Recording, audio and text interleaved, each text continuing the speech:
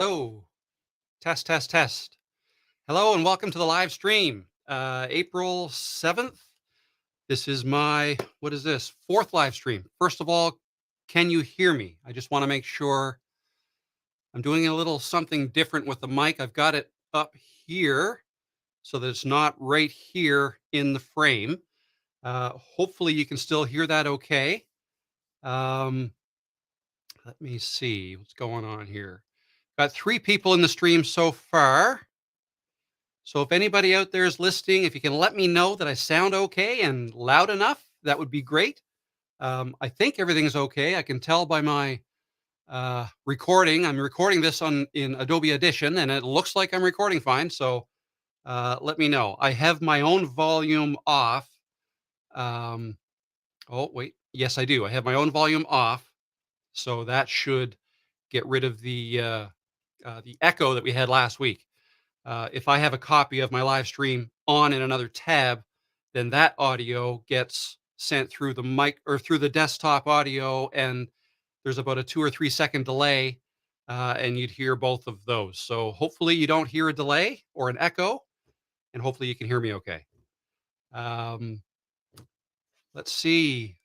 Sumrith. Hopefully I pronounced that okay. Hello from Thailand.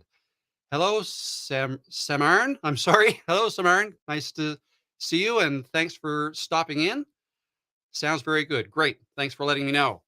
Um, yeah. Okay. So, what are we going to do today? So, I only came out with one video this past week, and I think so. A few weeks ago, I came out with almost one every day, and I called them Camtasia Quick Tips. And the idea was to get a whole bunch of videos up onto my channel relatively quickly, talking about some very easy how-to things in Camtasia, just to kind of get this channel kickstarted. It's a relatively new channel. Actually, I started this channel over a year ago. It was the 1st of January, 2021. And I came out with, I'm going to say 10 or 12 videos in the first couple of months. And then I didn't do anything for many months until this past October. I came out with another video on how to set up a Synology NAS, this thing back here, storage unit. Um, and then another month or so went by. So I didn't post that many videos throughout the year, just a bunch in the beginning. And but the number of subscribers did keep growing. Um, Obviously started from zero, and by the end of the year, I think we were at 600 subscribers. And now we just passed 750, which is great. So that's nice to see that growth. But I've been coming out with a lot of videos the last month. But now what I think I'm going to do is slow that down a little bit and put a little more emphasis on these live streams. So maybe post just once, maybe twice a week. So that's the video. So the prepared edited videos, I'll post one a week. And then when it comes to Thursday, most Thursdays, I did miss a Thursday. I think it was last week.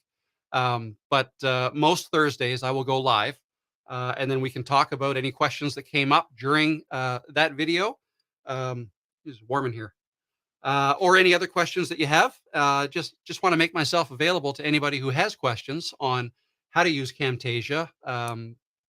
Maybe you have some problems with it, or you want to learn how to do something specific.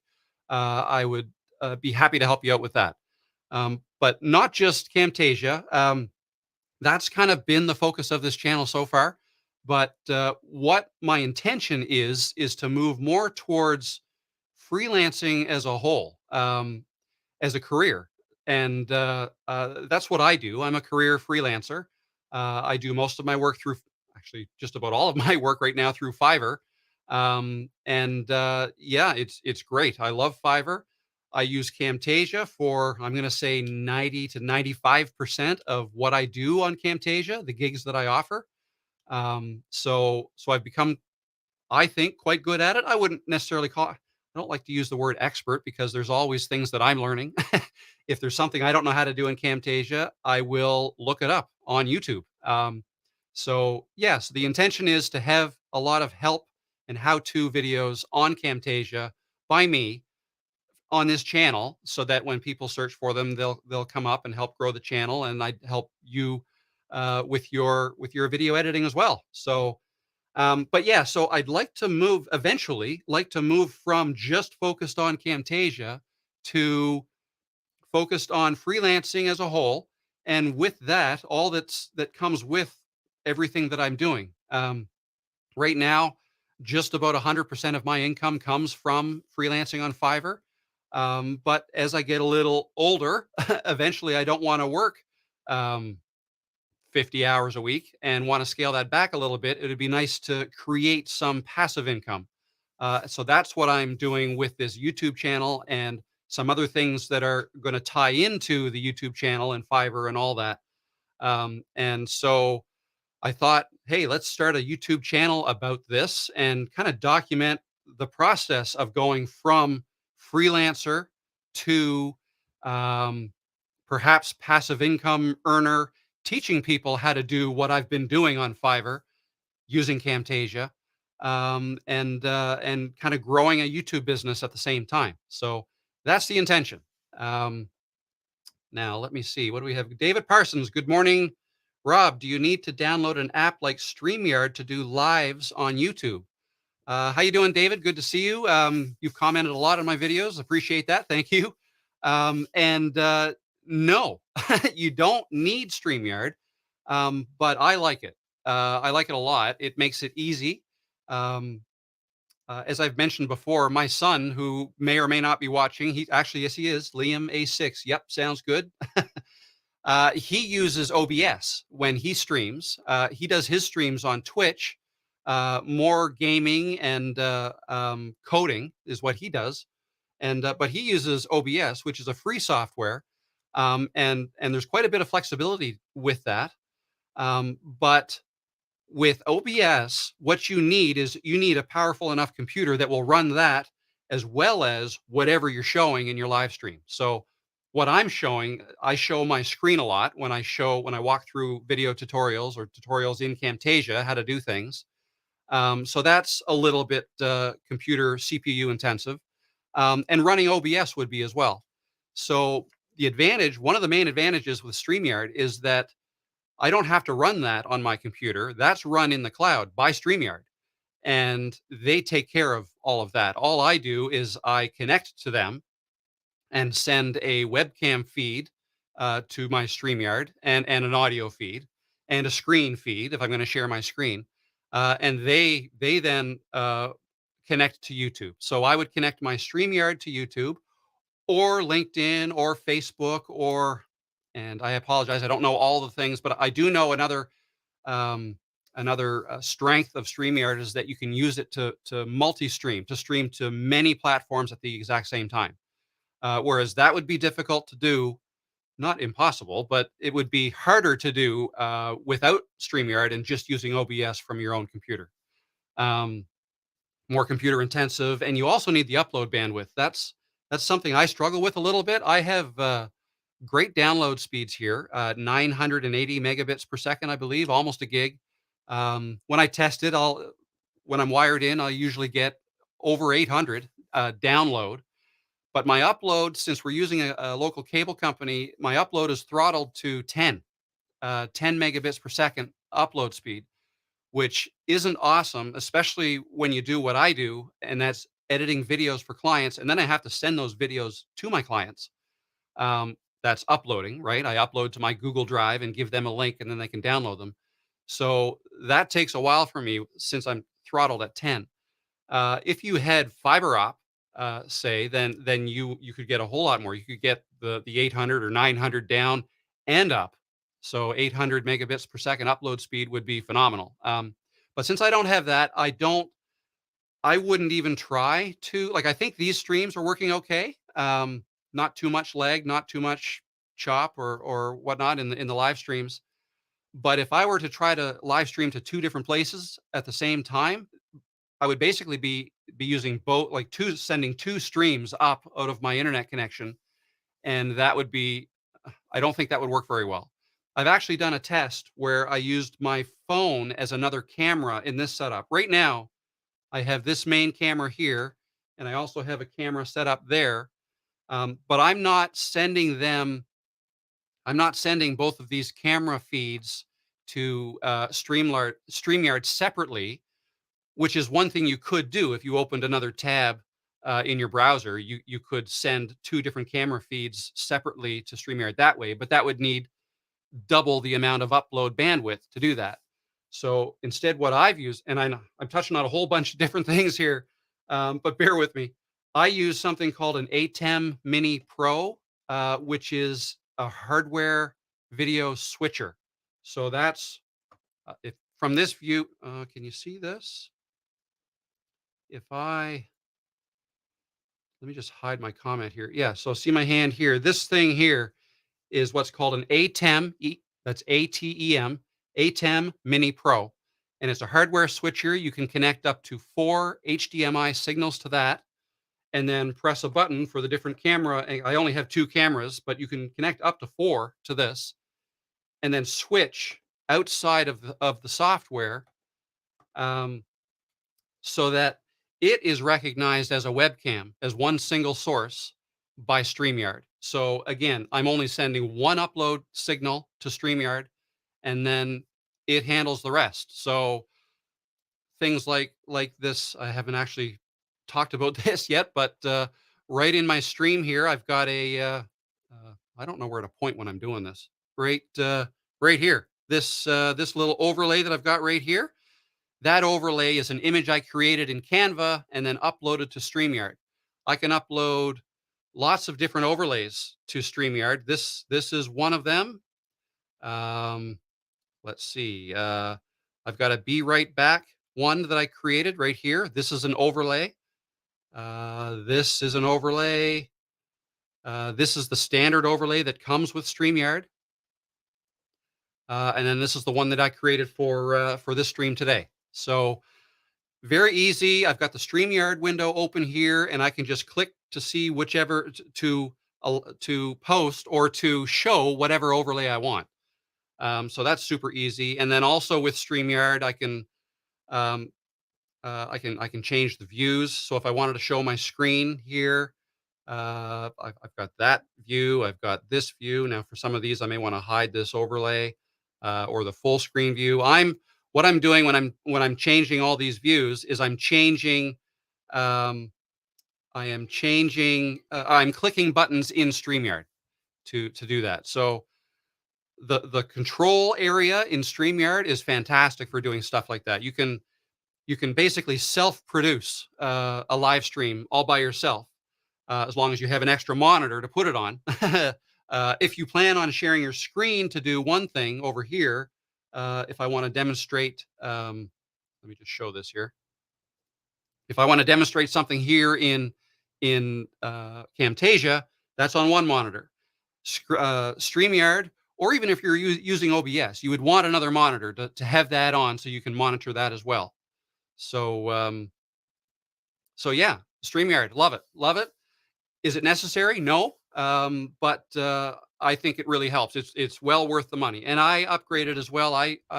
There is a free version, but that only allows you to stream at 720p. I wanted 1080p, and I think there were some other perks that you get when you upgrade, but 1080p was the big one that I wanted. So my streams are at 1080p, and I'm able to do that with just a 10 megabit per second upload internet connection. So yeah, works great for me. And I may try OBS just to kind of play around with it at some point in the future. I know you have a little more flexibility sometimes with where you want here. Let me just get full screen again. You have a little more flexibility with OBS as to where you put the different screens on the screen, the different video views, say. Um, so yeah, there's that. Anyways, I hope that answered your question. Let me see now. Let's just change over to where I can see your comments and display them here. So David Parsons again said, I have upload speed of 16.1, download of 331. So that's fine. Again, for live streaming, it's the upload speed. And if you've got 16.1, you could probably live stream from your computer to two different locations at the same time. You may even be able to, I don't know. I was going to say you may be able to live stream at 4K if you wanted to, but that's not a lot of people do that right now. I don't even think that's necessary. But as I say, with only 10 megabits per second up with myself, I can stream live at 1080p, and it works just fine. So with 16 upload, you should be fine. The download, you've got way more than enough. And again, download is not the most important thing when it comes to live streaming. So you should be good with StreamYard or with OBS, either way. Let's see what's next here. Matt Fuller. Thanks for joining the stream, Matt. What time of year does Techsmith release major Camtasia upgrades? I think it's soon. I think last year it was April that they came out with 2021. So I haven't actually checked their website lately to see when the next version is coming out, but I would expect it pretty soon. Um, yeah, it'll be interesting to see what they come out with in the next version. But yeah, I'm on their maintenance plan. So oh, I think it's been. Geez, find it warm in here. I think it's been 10 years. Got to be no, maybe not 10. 8 years. I think I've been using Camtasia for 8 years, so I've gone through many different versions. Um, and this last one was a really nice one. The media mat function I thought was huge. Love that. There's a couple things about it that I would like to see done differently, but that's more just because of my own workflow. For example, saving of files. I don't and the opening screen. When you first open up Camtasia, you get like a screen that says, "Do you want to open a new project, or do you want to? Here's a list of your most recent ones. Do you want to open those?" And they're all the Camtasia files that you can open. The thing is, I never open a project that I've worked on before from a saved Camtasia file. I always start by importing a zip file. Like I save my Camtasia projects as zip files. I export to zip. Let me just show you. Um, Here, if I go up to file, so you can go to new project here. I don't know if you can see that. Uh, Here's where it says export. File, export, zipped project. That is how I save all of my projects. And that's because when you zip a file up, um, zip a project up, it saves everything that you have in your project. So any videos that you brought in, or any images that you brought in, or um, yeah, images, video, audio, music tracks, voiceovers, all of that stuff. Any images, logos that you searched on Google that you wanted to put into your project, all of those are individual files. And if you just save the Camtasia project file, and then somewhere down the line you go to open that up, it'll be fine if all of the individual files are still in the same location they were when you first created it. But that's never the case with me. I'm always organizing and stuff. So when you export to zip, it saves everything, all of those individual files into the zip file. They're all there.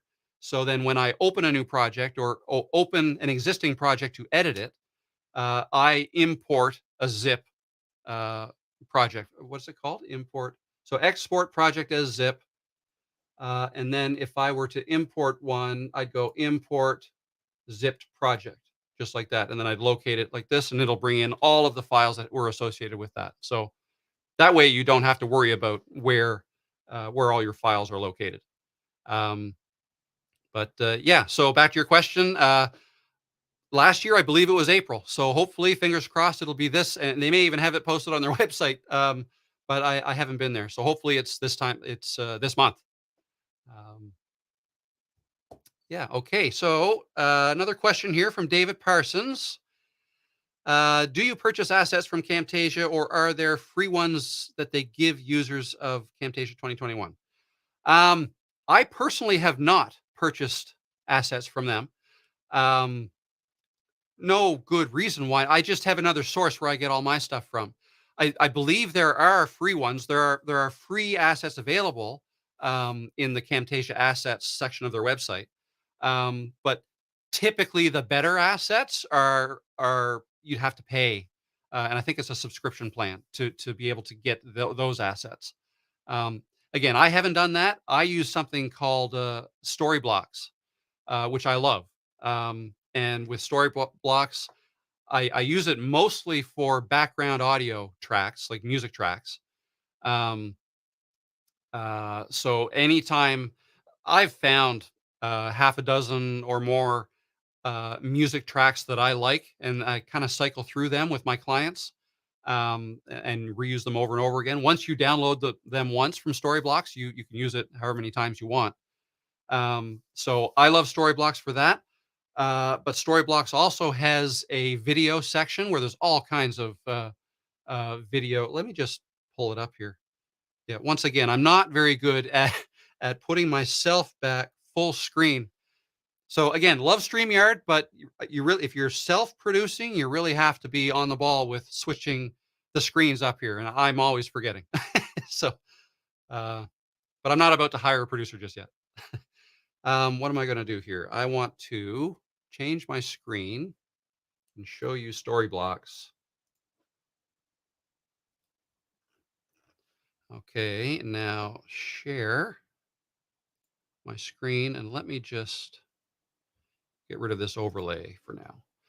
This is story blocks.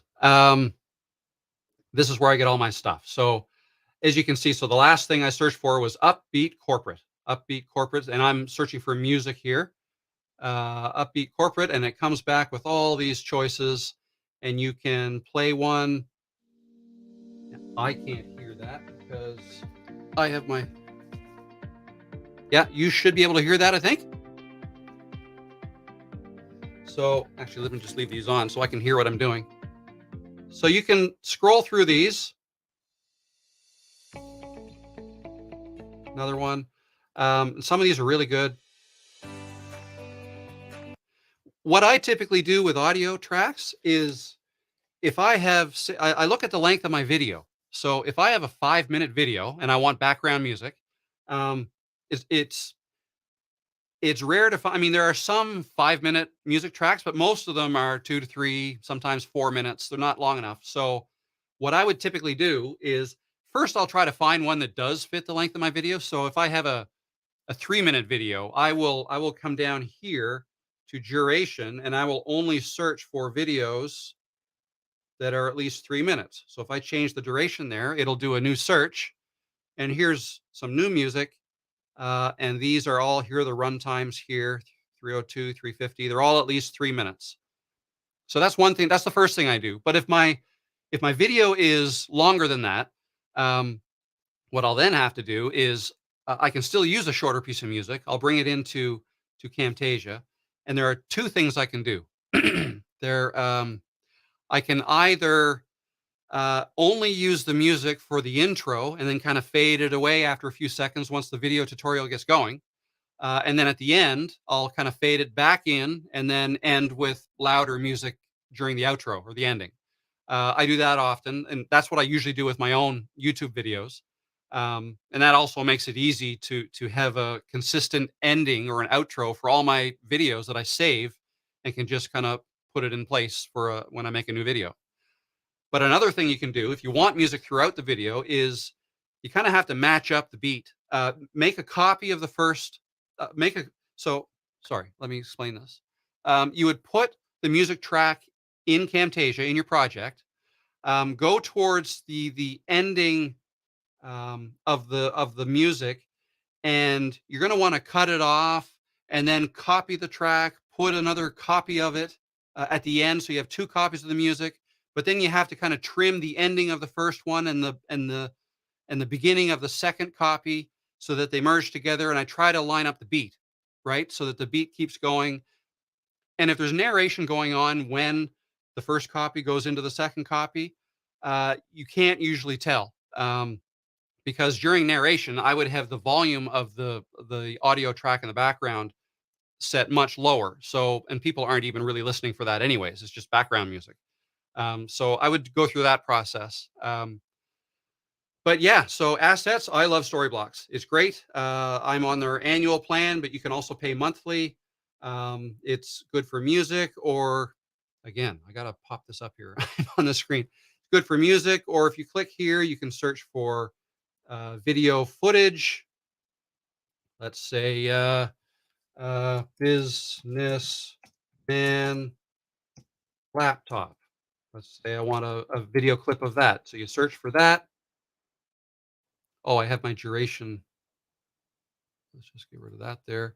And then it brings up all these choices. So most of these are videos with audio. You can see how long. That's 9 seconds. This is 28 seconds. You can hover over it or click on it to get a sample. See if the audio is coming through there. Oh no, I can't hear that out. Maybe they don't show the audio. Um, anyway, that's how you search for video assets for, say, B-roll. If you don't want to shoot your own B-roll and you need something quick, um, Camtasia or Storyblocks assets are great for that. So there you go. Moving right along here, let's bring me back up on screen and over to the next question. Love the zip idea, David. Yep, I think I've been doing that for, I'm going to say, 4 years now, and it just makes more sense to me. The biggest pain I find is that every time I import a zip file, I also have to choose where all the files get opened to. So I don't necessarily want to clutter up my project folder with all these files again because they're not needed. They're already in the zip file. So what I've done is I've created a folder, just a general folder called working folder. Um, and I always select that to open all my zip files into there. All my zip projects I opened up in the working folder. And incidentally, I also, whenever I do a screen recording, I have those saved to this working folder as well. And then afterwards, I'll copy them and I'll bring them into my project folder, and they'll get zipped up anyways once I zip up the project. So yeah, I love it too. Let's see here. Mark Warner, I'm new to Camtasia. I'd like to figure out how to animate the folding of the corner of a sheet of paper, i.e., like a dog-eared page that represents a notebook page folding down. Yeah, cool. That sounds good, and you can totally do that. I don't think I've done that in Camtasia, but I can imagine how you would do it. I think you can. I've done it on web pages before, where it looks like you're peeling back one web page and you see another page underneath it. And the way you do that is you get an image of that peel back. And if I can just search in Google, peel back page, maybe I Google search that. What am I going to get? And click images. Yeah, there you go. Let me share this. So I just searched on Google for peel back page and came up with all these images here. Now you'd want to find one that is transparent background, and then look for something like this, say, where this part of it is transparent, and then that would be an image that you would put in Camtasia.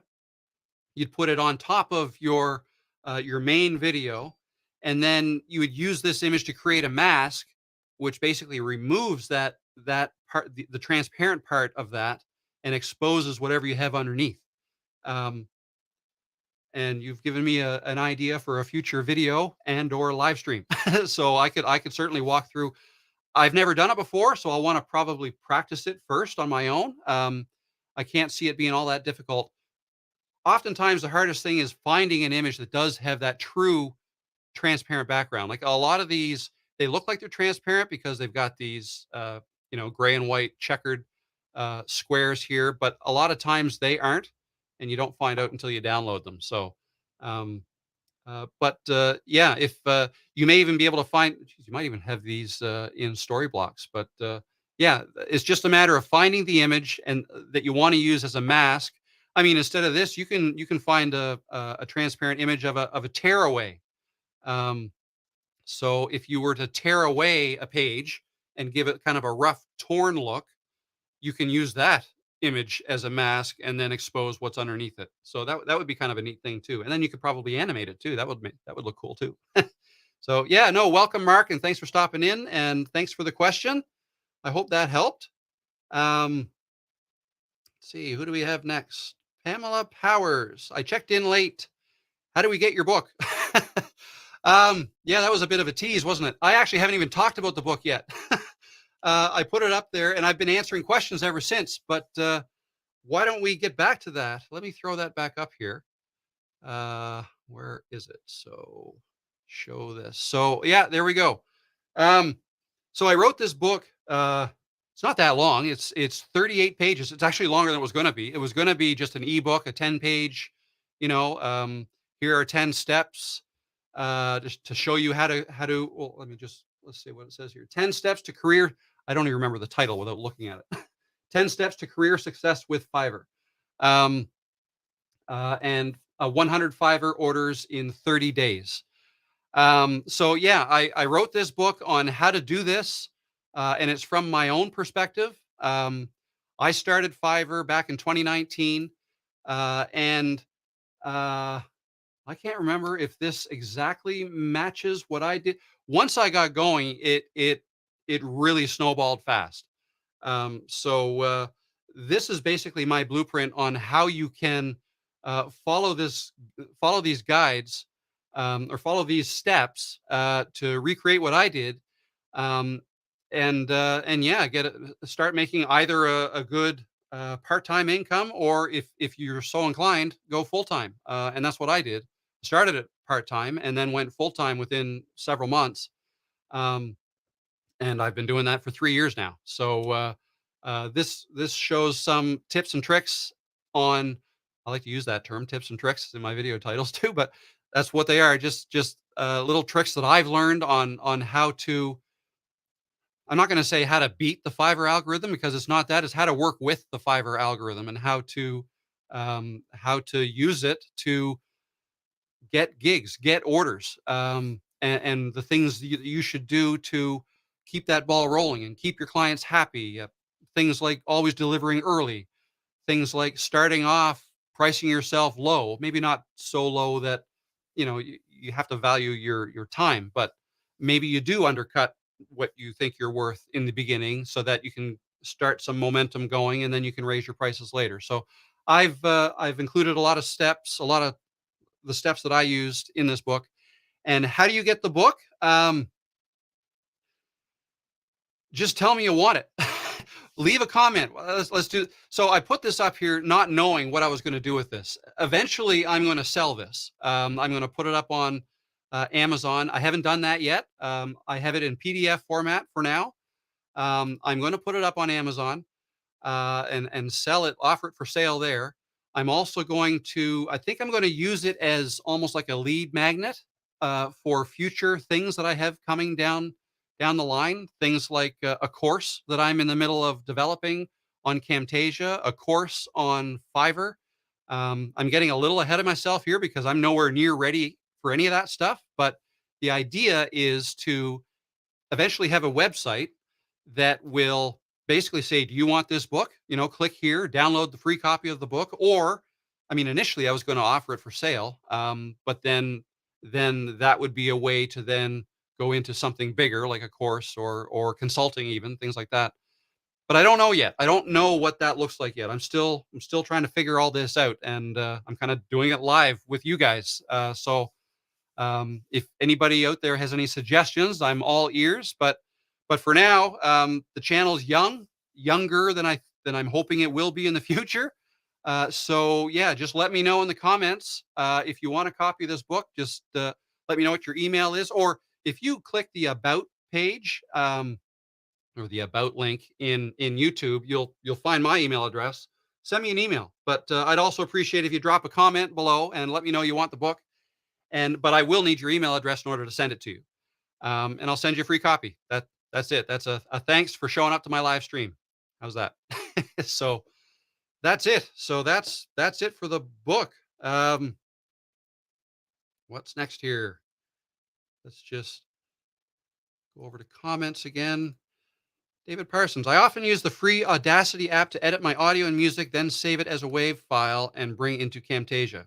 Perfect. That's awesome. I've heard a lot about Audacity. I don't use it myself, only because I have Audition. I have the Adobe suite of products, And I guess when I first got into doing voiceovers and looking into increasing the quality of my audio, um, the Adobe Audition tutorials were the ones that popped up in YouTube first. So I got used to using that. So I use Adobe Audition. It's not free. It probably, I'm going to go out on a limb here and say it probably does more than Audacity does, but I do know a lot of people use Audacity and swear by it. So that's fine. All we're talking about here is the software you use to capture the audio. You still need a way to get that audio from your voice into the computer where either Audacity or Audition or whatever, Camtasia even, will capture it. And for that, obviously, you need a microphone. I've got mine up here today, not down here. Microphone, and if you go with a non-USB mic, which I have an XLR mic. You then need a I don't know if you can see it with this view. Uh, no, I don't think so. I have an audio interface over here that plugs into it, and that goes to the computer. But yeah, no, I've heard lots of good things about Audacity, so I think that's a great way to do it. I've never recorded voiceovers directly into Camtasia. I always do it outside of Camtasia first, and then I edit the audio. So I'll open the equalizer and I'll add a little bit of highs, the treble side, and then some lows, a little bit more bass. I will also put a noise gate in to my computer is really loud. You probably can't tell because I have a noise gate going right now that cuts out the low hum. But yeah, I do a lot of that processing in Audition afterwards, and I believe you can do some of that in Audacity as well. I'm not sure. Um, but yeah, let's see here. Samarn in Camtasia 21. Welcome, Samarn. Thank you for your question. In Camtasia 2021, I saved my project to standalone project. So all files, projects saved in one folder and in compress that folder with .7z format. That size is smaller than .zip. Okay, good to know. I've seen .7z, and I think you need another program for that, like WinRAR or is it 7-zip? Maybe I'm not even sure, but yeah, no, that definitely. If .7z saves it in a smaller file, and space is of a concern, then that sounds like a great idea too.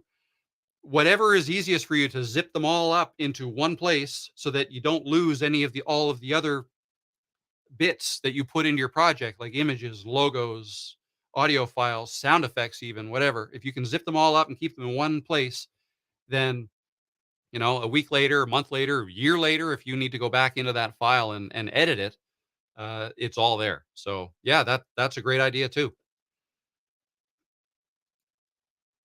But if you want to edit project again, you must extract it manually. Yes, because Camtasia just supports the .zip. So yeah, you'd have to extract it manually. Absolutely. Don Davis, thank you for stopping by the stream. Love to get your book. I've been using Camtasia for 5 years. Love your content. Thanks, Don. Thank you, Don. And absolutely. Yeah, drop a comment and I will need your email address. So if you can email me, you can either leave it in the comment. I don't know what the protocol here is, if you can leave it in the comments or just click the about page and find my email and then send it your request to me. And just say you were in on the live stream and would like a copy of the book. I will send it to you. No problem. Next question, David Parsons. Audacity can remove noise. It just needs a few seconds of the noise to do it. Yeah. Okay. Perfect. Then that sounds like the way it works in Audition. So let me know if this is the same. But in Audition, yeah, I would. There's always a few seconds of blank uh, space or no audio in my files. As I've mentioned before, obviously this is live stream, so nothing's cut out of this. But when I'm producing or when I'm editing a video, when I'm first recording it, I record sentences sometimes 4, 5, 6 times before I like the way it sounds. And then I may take a break. Or if there's a long sentence, I may have to stop at a comma, exhale, and then start again. Or big inhale, You know what I mean? So there's all if you don't have a lot of space between your sentences, then it is good practice to wait a couple seconds before you start recording yourself because that will basically give you a noise print of your room. So you're recording nothing except for your room. And then if you in Audition, which it sounds like it's the same in Audacity, you basically capture that and you say, "This is my noise print of my room." And then you basically highlight all of your audio, and then you after a couple clicks and whatnot, you basically say, "Remove that noise print from all of my audio," and it does a really good job of then removing the underlying, as long as the frequencies of your background noise in your room aren't the same frequencies as your voice, if that makes sense. So it can only, I mean, it's not perfect. Um, I always say that the best way to get the cleanest audio is to treat your room. Doesn't matter how good a mic you have, doesn't matter how good a software that you're capturing your recording with, or your audio interface. Doesn't matter about all that. None of that matters if you don't have a good room to record in. And when I say treated room, I don't mean soundproofed room. Um, you can hear things from this audio from this office where I'm recording this or live streaming can get out of the wall or through the door. It's not a soundproofed room, but I have things in here. Uh, there that you can see up here. I've got these cheap little Amazon whatever foam things that I've put on the wall on two sides, and I built one back here. I don't know if you can see it. I pull it over here. I built one here, just a panel.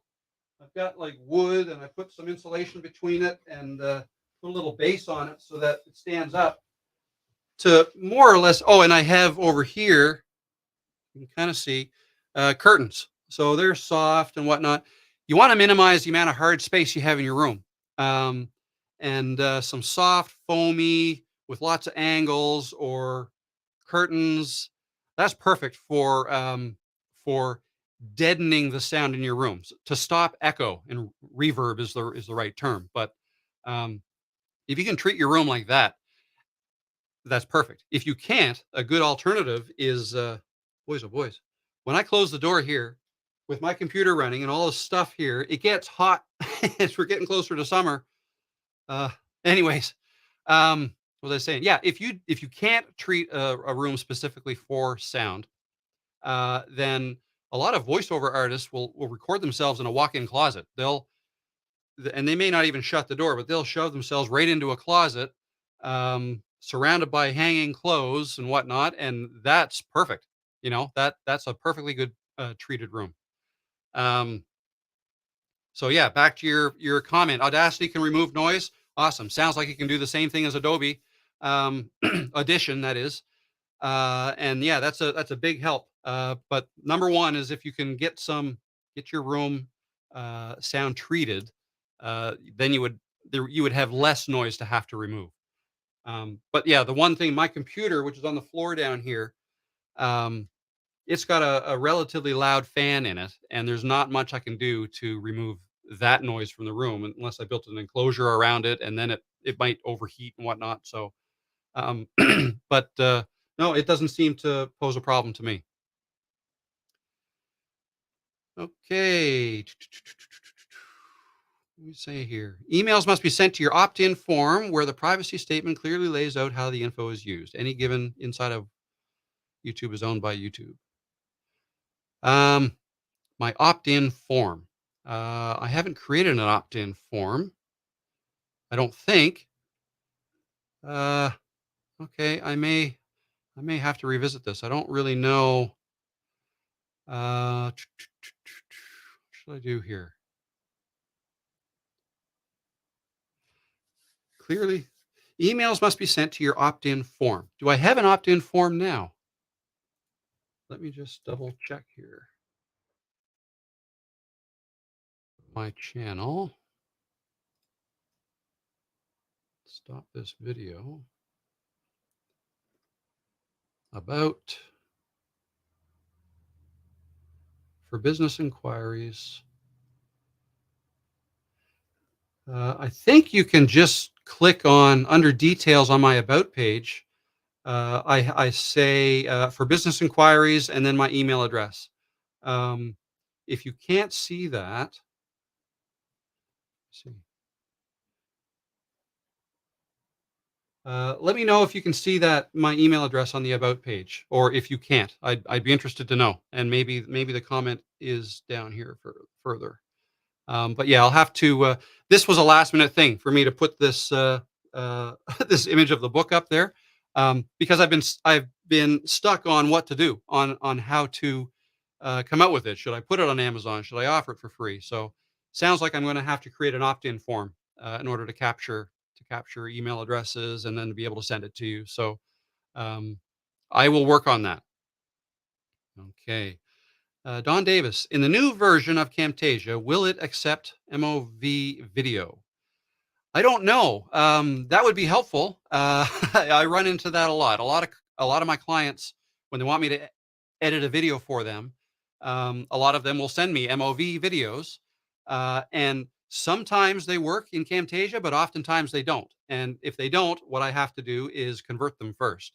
And I have two ways that I use to do that. You can either use a service at Cloud Convert. Is it .org? Let me just search it here. Cloudconvert.com. Uh, right here, cloudconvert.com. You go to this web page and then you can, so file converter, you can select a file, you can upload a file, so an MOV file, and then you can convert from. So we go down to video here. Well, if you upload your video first, only the video options will be here, but Cloud Convert will allow you to convert images or audio files or anything. But under video here, you would select MOV, convert MOV to MP4.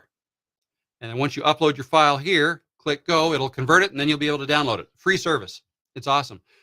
You can pay for it if you're going to have a lot. If you want to convert a lot of videos, I forget what the pricing tier is, but um, I haven't had to pay for anything. Um, but I do love this tool. Another one though is a program software you can download your computer called Handbrake, and that's it looks a little more complicated, but it's not really. This is it here. This is I don't know if you recognize that little logo there. It's like a pina colada drink or something, and a pineapple in the logo. But that's Handbrake. That's a popular tool that people use to convert videos as well. You can convert 4K videos to 1080p or to 720 or any different size you want. You can change frame rates. It's quite a powerful tool. Also free. So I believe that was free.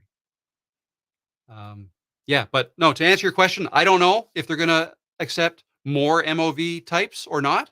Hopefully they do, but they do tend to um, offer more and more with each version. I just haven't. I've been busy. I haven't looked ahead to see what might be coming. Perhaps I'll do that before next week and maybe give a bit of a preview as to what we may be able to expect with the next version of Camtasia. Maybe it'll be out by next week. I'm not sure. Um, it's next here. David Parsons, you need a web page to place the form into. Yes, yes, and I do plan on doing that. I do plan on um, uh, having my own website and advertising the book there, and that would be a landing page that I could direct people to from my YouTube video in the description. That's all coming. It's just another thing on my list of things to do. Um, so this is kind of in the meantime how to figure out how to get this book out to anybody who wants it. I may once I figure this out, maybe that's what this week's video will be. It'll be advertising the book and how people can request it, so I can get that out to you guys. The new 2021 version does now accept MOV files. Um, yes, it does, but I have run into some issues with some MOV files, and it might be. I'm thinking it might be the HDR uh, video files coming from like the newer iPhones and whatnot. But I'm not exactly sure.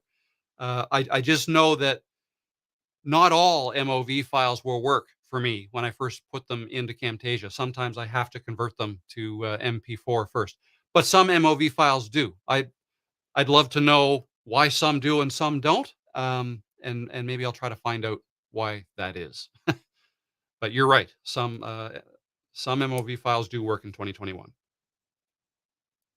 Matt Fuller, I'm watching on my phone and my television, and neither one shows the email address. It could be because we're in a live chat, though.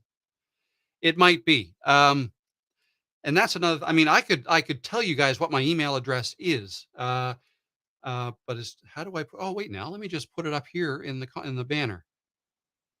I can give me 1 second here. I'm going to create a banner that has it. Why didn't I think of this? Want my new book? Send an email request to Moore Rob or Rob J at gmail.com. Want my new book? Send an email request more, and I'll send you a free copy. Okay, let's see if this works. Uh, how's that? Why didn't I think of that? Excuse me. Now, this does a terrible job at capturing email addresses for what I'm going to want to do down the line when I have more to offer, like a course, a full blown. I'm coming out with all these tips and trick videos on Camtasia. I'm going to be coming out with some on Fiverr specifically.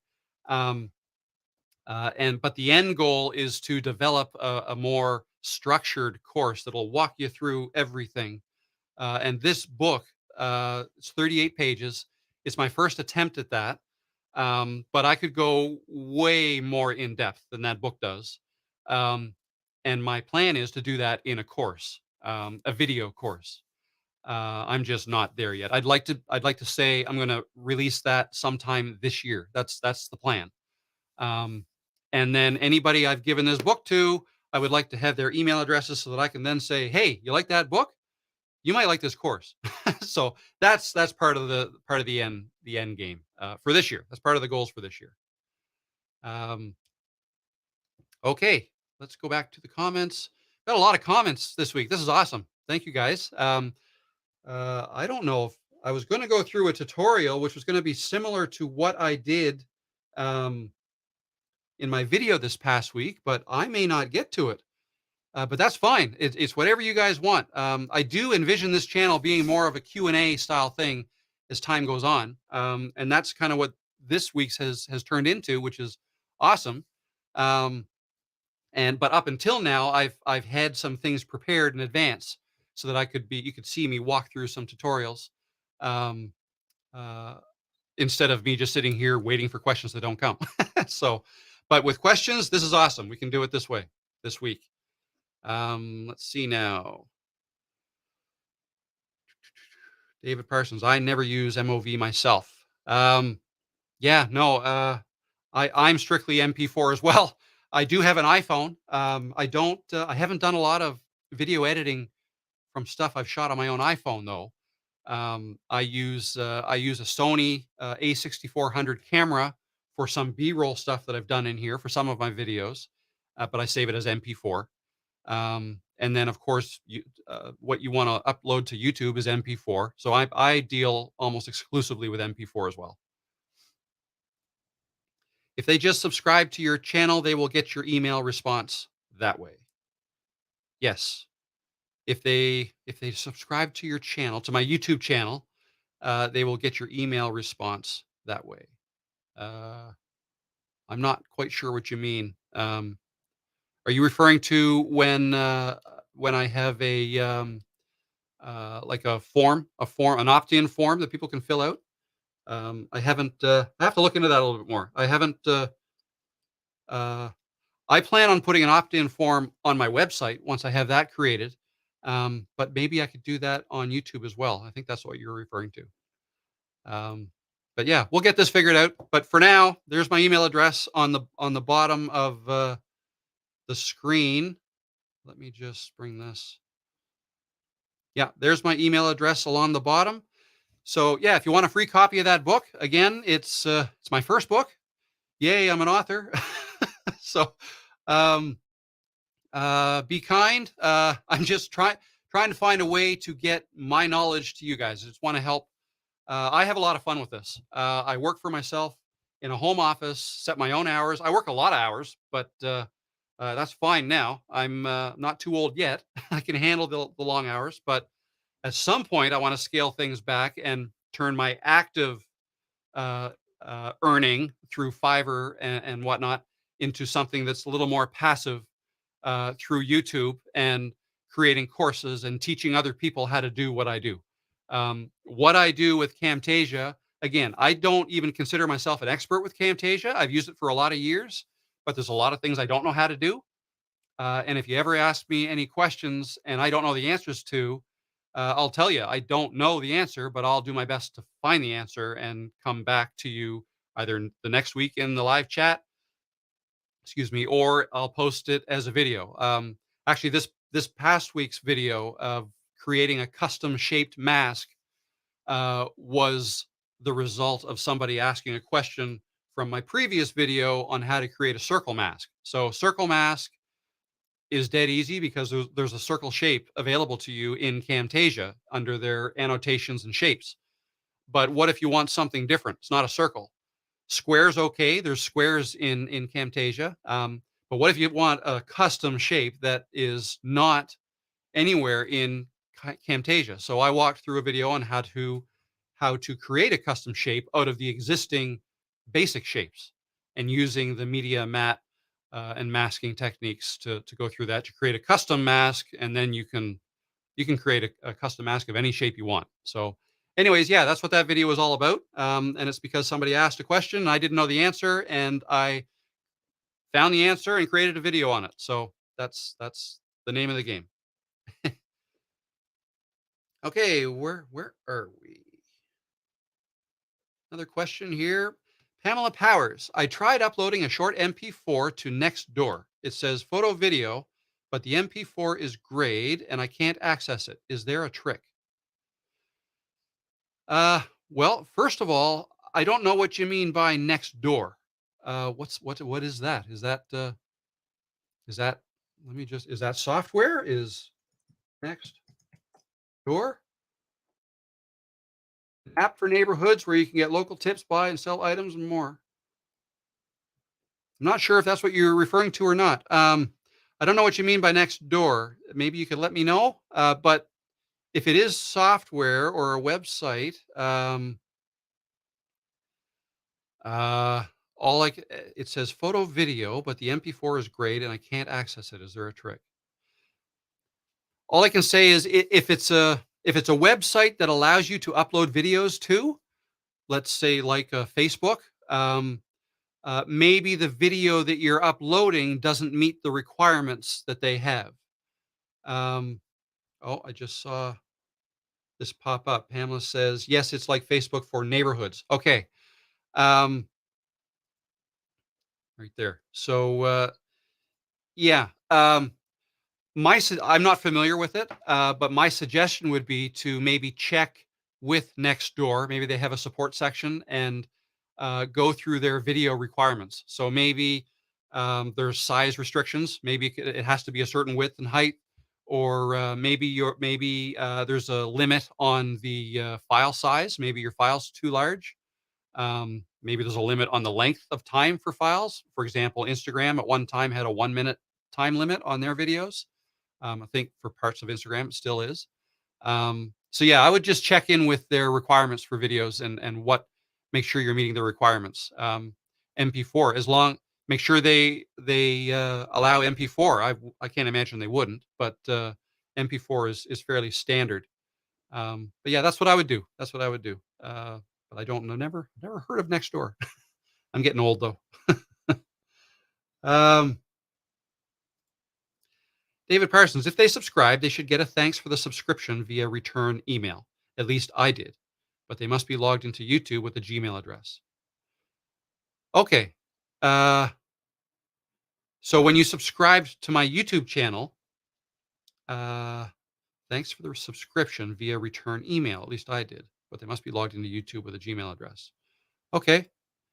Um, yeah. So in other words, if you request my email address through YouTube, you do it through an opt-in form, and then uh, yeah, I'm still not drawing all the links together here. I'm sorry, but I'm going to do some research into that, into the best way that that will work.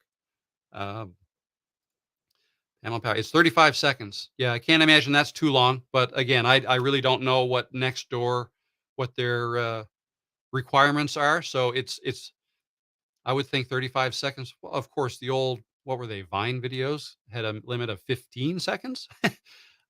So you never know. I would look up in their support, and look up, say, or even Google Nextdoor video upload requirements or video specifications for Nextdoor, and you should be able to find something for that. Uh, Facebook does not like links from YouTube. Google is a competitor. Yes, of course, Google is a competitor. So yeah, I really think the best way, I when I put my email address on the about page of my YouTube channel, that was kind of because my website's not ready yet, and I do want people to be able to contact me if they want to. Um, so I put that in there. So I admit I should have done a little more research on exactly how that works. Maybe I'll get somebody who's not subscribed to me to run through that for me and just let me know all the steps that happen and whatnot. But in the meantime, or the end goal again is to have a website, and then I will have a form there, name, email, and then a link for you to download. This way, I'm actually going to send you. Actually, what I'll probably do is upload the book to my Google Drive, and I'll email you a link so that you can download it directly from my Google Drive. That's probably the best way it will work. Um, okay, so that gone through all the questions. Where are we at now? We're just over an hour, and I do say that I will live stream for at least an hour. Don't have to stop right yet. I didn't even get to my notes. I had all kinds of notes to go over through, but that's fine. That's fine. I had somebody else ask me a question about my PC and what I use, um, how powerful it has to be, what specs does a computer have to be able to run Camtasia.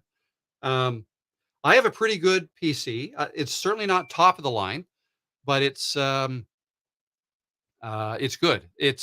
It would be considered a gaming PC. I had my son help me build it. He told me everything to order and whatnot. It's got a decent video card. It is the GE Force GTX 1660 Ti with 6 gigabytes of RAM. That is my video card. I know there are way better video cards now, but that's still a good one.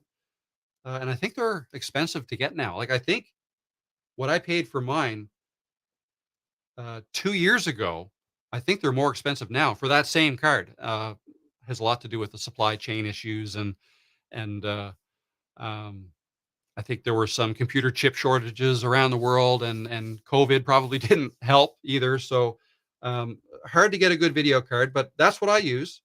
My processor in the computer is an AMD Ryzen 9 3900. So that would be the model number. So a Ryzen 9. Again, there are better ones now. That one was really good 2 years ago. It still works great for me now. It's a 12 core processor. So there's that. And I think the processor is more important than the video card. Well, I know it is for rendering videos. That was my main goal. Before 2 years ago, I used a laptop. and it's here. I don't know if you can see. No, it's just out of frame. It's an HP uh, Intel Core i5 7th Gen uh, laptop by HP. It has a GTX GeForce NVIDIA graphics card. Um, that's probably 4 years old now, and that's what I was using as my one and only computer. So I rendered my videos, I did my video editing. I did use external monitors, not 4K though at that time. It was just I think I had two 1080p monitors. But I found the render time took a long time. So an Intel i5 is what that was. And again, it's your processor that can speed up your render times, um, or slow them down, depending on what you have for a processor. The video card was decent. I wouldn't call that a gaming computer though. Um, I think I had, I want to say 8 GB of RAM in that and a 1 TB drive. And then I used external drives. But yeah, my render time was a little slow. So in talking to my son, he said, well, I can build you a really, basically for a video editor, the specs you want for a good computer for video editing are very similar to what a gamer would want. And that is good processing speed and a good video card. I mean, that certainly helps. I think that helps when you're actually editing the video and scrubbing back and forth and things like that. Um, but the processor was huge, so went with the AMD Ryzen 9. And I want to say my render speeds were more than twice as fast. I'm going to say uh, if it would take me 20 minutes on the old computer, it was only going to take me 7 or 8 minutes on the new Ryzen 9. So that was awesome. And at the time, I was doing some large subtitling jobs. I mean, those were my first gigs with Fiverr were subtitling jobs, and I would get sometimes a video that's over an hour long that they wanted subtitles, and so I take their video. It might be a couple gigabytes in size or more, 4 GB, and to subtitle all of that and then render it out, it would take a long time. So, and that was a bottleneck. That was the only computer I had. So when that was rendering, um, I was shut down. I wouldn't be able to do anything else. Notifications off. I wouldn't be able to do anything else until that render stopped. Um, so I wanted a better computer. So 2 years ago, we got the AMD Ryzen 9. We built a desktop computer with Liam's help, and it's been great. So that's what I use. AMD Ryzen 9 3900 12-core processor with a GTX 1660 Ti graphics card, video card. I have 32 gigabytes of RAM now. Um, and I need a lot of RAM because I usually keep a lot of, I noticed that Google Chrome, when you have a lot of tabs open, it uses a lot of RAM. So, and I always have a lot, I'll leave my tabs open for days. And so I have no problem with 32 gigabytes of RAM. I'd probably be fine with 16, but I have some room there. With 32, I never have a problem. And with Camtasia, that's fine. Um, the other thing I mentioned about the A10 Mini Pro is my video switcher that I use. Um, so that's another piece of hardware that I use, but that doesn't have anything to do with the video editing part of it. Um, Another important thing that I use that I highly recommend is a UPS. That's UPS, uninterruptible power supply. It's basically a big battery. I've got one here under my desk. I want to say it was about $250 or so. Um, it has 12 outlets in it. It's a 1500 VA or 900 watt UPS. And that allows me to plug my computer, my main monitor, and some the important things. I plug them into that so that if I ever lose power, that keeps me running for. I think that would keep me running for 20 minutes or so. Um, not a long time, but certainly more than enough time for me to get into my office once the power goes out and properly power things down. Right. So that's just a safety thing that I use and that I would highly recommend if you're going to do this as a career, video editing or YouTube or anything like that. Um, because corrupted files suck. And excuse me, laugh at my own jokes. Um, corrupted files suck, and so yeah, if I haven't and also yeah, and that can happen if you don't shut your computer down properly, or if you're in the middle of a render, say, and then all of a sudden the power goes out. Uh, where I live, not sure if you guys know, but I live in Nova Scotia, Canada, and that's right on the Atlantic Ocean, and we are right on the Atlantic Ocean. So if I walked out my back door 20 steps and I'd be in the water. So that's how close I am. In the wintertime and sometimes the summer, we can get some decent storms. The salt water blowing up here, and we can lose power fairly often in a storm. So because of that, I'm going to say we lose power. We may lose power 4 or 5 times a year. This past winter, we lost it for 3 days, 2 days, 2 or 3 days, and it was cold when we lost it. So that was an experience. But anyway, because of that, and if you're in an area where you have unreliable power, I strongly suggest a UPS to plug your critical stuff into. It's saved me before. Okay, so yeah, that's a brief overview of my system. Eventually, I'm going to do a video on everything I've got going on in here because I think there's been some people that asked me some questions on that, and I think that'd be a good video to make. Um, let me just check the messages here again. The chat. Uh, David Parsons, no opt in, just subscribe with a Gmail address logged into YouTube. That way, YouTube knows who you are and sends a message to you, Rob, that you have a new subscriber. Yes, I do get notified when I get new subscribers, whether they are logged in or not. If they are logged in, I think I could see their username, their YouTube username. Um, but I don't see all of them. I don't see. I see the total count, so I can see it counting up. It's I think it was 751 before this live stream. But yeah, so yeah. Uh, let me see. Go here. David Parsons, I just got a quote from a supplier in Nanaimo for a business PC that will easily handle everything I can throw at it, but the cost will be around $2,000.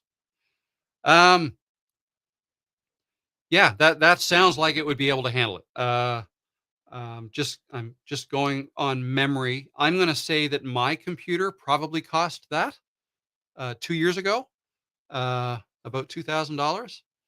Um, if you have, well, again, if you have at least a Ryzen 9 or on the Intel side, I used an i5 before, but if you get like the latest Intel i9, say, uh, and a decent, again, you don't need a really high performance video card that you would want as a gamer. If you also game, then great, that'll work fine. But middle of the road, maybe a little bit better than average video card is probably all you need. Uh, um, if you have the extra money, I'd go get a better video card. But RAM, I think, is important too. To say, I use 32, and I don't think I would ever come across needing more than that. And some of these things are expensive these days. Some chips, the chips have gotten expensive. So the video cards and the RAM, and I think are all a little more expensive now than they were for the same amount of storage space 2 years ago. Again, because of the supply shortages and the pandemic and all that stuff. So um, yeah, no, I think a $2,000 computer, if not knowing everything else that's in it, I think that's probably more than you'd need with Camtasia. So that'd be great. Um, yeah. So what next? I think that's probably a good place to stop this. I've got this link up here. Yeah. So again, just to recap, what we did today was more of a question and answer for the full hour. It's been an hour 15 now.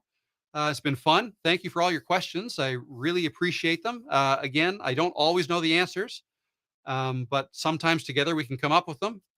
Like earlier, Pamela was asking about Nextdoor, which I had never heard of. Now I know it's. I'm going to look it up actually once I get off here, just to see what that's all about, and try to find out why your video wouldn't upload there. Um, But yeah, this was more of a Q&A. The whole time I didn't do any tutorial. Um, but maybe that's okay. I'll put together a video before next Thursday. So I'm going to try to aim for Monday or Tuesday to come up with another video. And that may generate some more questions that you might have for next week. Um, but yeah, and perhaps next week I'll get into, maybe I'll show you how to make some more custom shapes.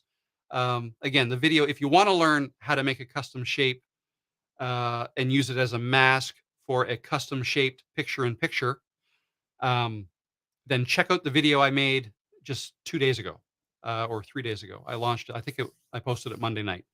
And that walks you all the way through. It's not too long. I think it's just over 10 minutes, something like that. Trying to keep my videos really short for now, um, because I also don't like watching really long videos. So I know what that's like. So yeah, if there's nothing else, I'm going to shut her down here. And yeah, if you want a copy of my book, um, that'll teach you all about Fiverr and the best way to get set up in Fiverr, um, and to make a good go at it and make a living at it, which I do. Uh, yeah, just drop me a line, send me an email, and I'll send you a free copy. Again, it's free now. Eventually, it won't be free. I'm either going to sell it on Amazon or I'm going to require more information from you so I can later on try to sell you a course. But for now, no strings attached.